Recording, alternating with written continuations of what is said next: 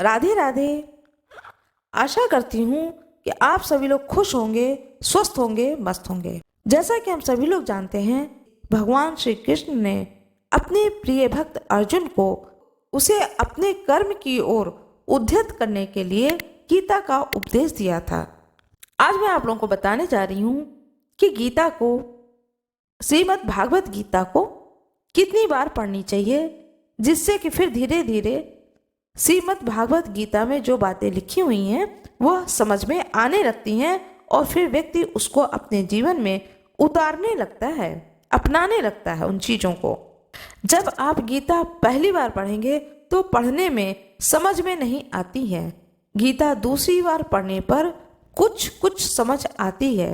गीता तीसरी बार पढ़ने पर समझ आने लगती है। गीता चौथी बार पढ़ने पर पूरी समझ आने लगती है। श्रीमद् भागवत गीता पांचवी बार पढ़ने पर ज्ञान देने लगती है। श्रीमद् भागवत गीता छठी बार पढ़ने पर कर्म के महत्व को समझाती है। श्रीमद् भागवत गीता सातवीं बार पढ़ने पर घर के सारे क्लेश दूर कर देती है। श्रीमद् भागवत गीता को आठवीं बार पढ़ने पर जीवन के सारे विघ्न दूर कर देती है। श्रीमद् भागवत गीता को नौवीं बार पढ़ने पर पूरे घर को समृद्ध बना देती है। श्रीमद् भागवत गीता 10वीं बार पढ़ने पर आपको पूर्ण ज्ञानी बना देती है। श्रीमद् भागवत गीता 11वीं बार पढ़ने पर आपको बहुत बड़ा व्यवसायी बना देती है। श्रीमद् भागवत गीता 12वीं बार पढ़ने पर आपको कृष्ण के समान चतुर बना देती है। श्रीमद् भागवत गीता 13वीं बार पढ़ने पर आपको एक कुशल वक्ता बना देती है।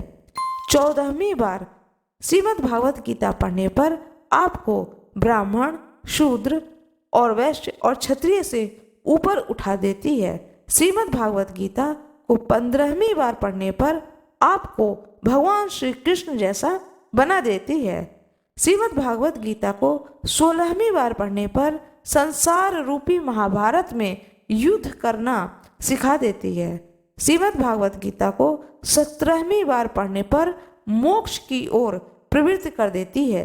श्रीमद् भागवत गीता को 18वीं बार पढ़ने पर जन्म मरण के बंधन से मुक्त कर देती है।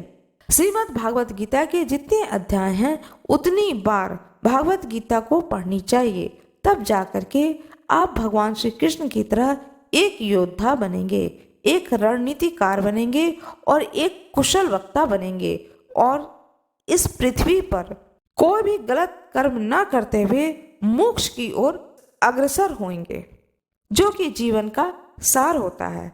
इस पृथ्वी लोक पर आकर के जीवन के सारे सुख तो इंसान भोगता है, लेकिन सारे सुखों को भोगते हुए भी उसके जीवन का एक लक्ष्य होना चाहिए कि इस पृथ्वी लोक पर आकर के उस ईश्वर का हमेशा सतत चिंतन, मनन, ध्यान करते रहना चाहिए। आशा करती हूँ कि आप सभी लोगों को श्रीमद् भागवत गीता का यह उपदेश अच्छी लगी हो। यदि आप लोगों को यह उपदेश अच्छी लगी हो तो कृपया वीडियो को लाइक जरूर कर दीजिएगा, चैनल को सब्सक्राइब कर दीजिएगा, बेल आइकन अवश्य ही दबा दीजिएगा। लाइक जरूर कर दीजिएगा क्योंकि लाइक करने में आप लोगों का कोई नुकसान नहीं है। आप सभी लोगों का बहुत बहुत धन्यवाद।